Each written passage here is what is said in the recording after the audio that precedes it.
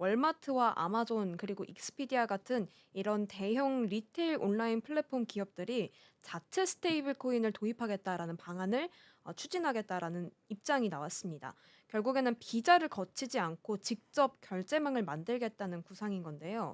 사실 그 이유는 어떻게 보면 아주 현실적입니다. 지금 아무래도 카드 결제를 할 때마다 이 네. 월마트나 아마존 같은 기업들은 매출의 일부를 신용카드사 혹은 결제망에 결제 수수료를 지불하게 되는데 그렇죠. 이게 연간 합산하면은 정말 수십억 달러에 달한다고 합니다. 그렇기 때문에 이 스테이블 코인을 직접 자체적으로 발행하면은 이 중간 단계를 줄임으로써 어떤 경제적인 손실을 좀 더 줄일 수 있다는 입장인 거죠. 근데 여기에 대해서 이제 SEC 전 사무총장이 우려를 표현합니다. 그 피해는 고스란히 소비자에게 돌아갈 것이다. 라는 음. 입장을 밝힌 건데요. 크게 이유는 세 가지입니다.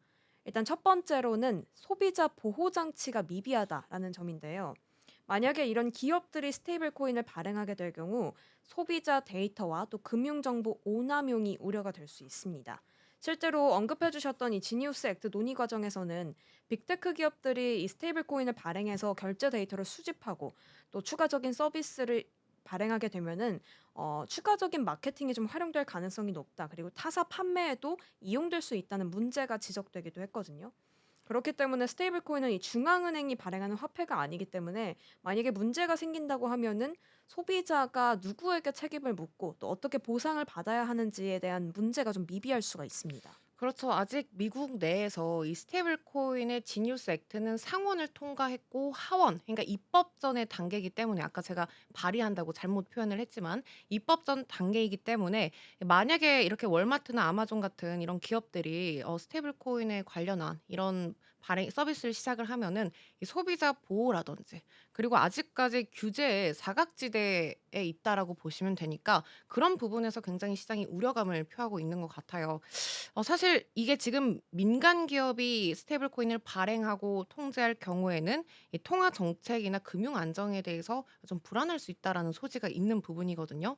특히 이렇게 지금 아마존이나 월마트는 영향력이 굉장히 큰 많이 기업이잖아요. 크죠. 네. 예, 그러다 보니까 이 화폐 시스템을 장악하는 거에 대한 시장이 견제를 하고 있는 그림을 그려내고 있다라고 정리를 해 주셨죠. 네. 그리고 그 두 번째 이유가 바로 말씀해 주셨던 금융 안정성 문제입니다. 음. 이제 말 그대로 이제 이런 대기업들이 수십억 달러 규모의 민간 디지털 화폐를 운영하게 되면은 중앙은행이 통제하지 못하는 그런 사각지대, 그림자 금융이 생기게 되는 거죠. 그렇죠. 그렇게 되면은 이제 기업들 간의 뭐 불법 자금이라든지 자금 세탁이 아직까지 미비하기 때문에 그런 문제가 있는 것 같아요. 네. 그래서 이 금융 안정성 문제와 더불어서 이 지점이 뭐 향후 금리나 인플레이션에도 좀 영향을 줄 수가 있게 됩니다. 음. 먼저 금리에 미치는 영향을 좀 살펴보자면 스테이블 코인은 가치가 이제 달러와 1대1 교환이다 보니까 기업들은 그 자금을 좀 안전하게 구축해 놓기 위해서 국채를 발행을 하게 되겠죠.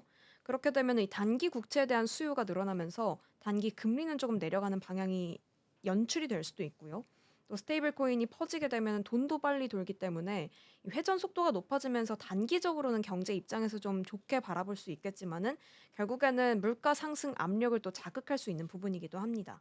오히려 또 반대로 또 예상되는 시나리오 중에 하나는 이제 달러로 고정된 스테이블 코인이 널리 쓰이게 되면은 전 세계적으로 이 달러 수요가 늘어나면서 이 가치가 좀 강세를 보일 수도 있기 때문에 오히려 이 부분에 있어서는 물가가 낮아져서 인플레이션 억제 효과도 나올 수 있는 거죠. 뭐 어떤 상황이 연출될지는 사실은 모르겠지만 여러 가능성이 사실 존재합니다. 금리나 인플레이션에 영향을 줄 수 있는.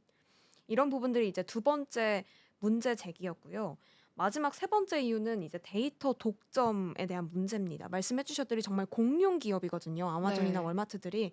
그러다 보니까 이 독점에 대한 우려 상황들이 좀 나올 수가 있습니다. 사실 지금도 아마존은 우리가 어떤 상품을 검색하고 또 어떤 상품을 장바구니에 넣었는지 알 수 있거든요. 그쵸. 그렇기 때문에 이런 데이터들이 계속 그들에게 남아 있게 되는 건데 여기에 자체 스테이블 코인까지 이루어지게 된다면 정말 우리가 언제 어디서 어떻게 쓰게 되는지가 전부 기록이 되는 거겠죠. 음. 그렇게 되면은 이 데이터가 그 대기업 공룡 기업들의 손에만 쌓이게 되는 거고 결국 독점으로 이어지게 되는 겁니다. 이런 우려 속에서 정치권과 소비 단체들도 계속해서 움직임을 보이고 있습니다.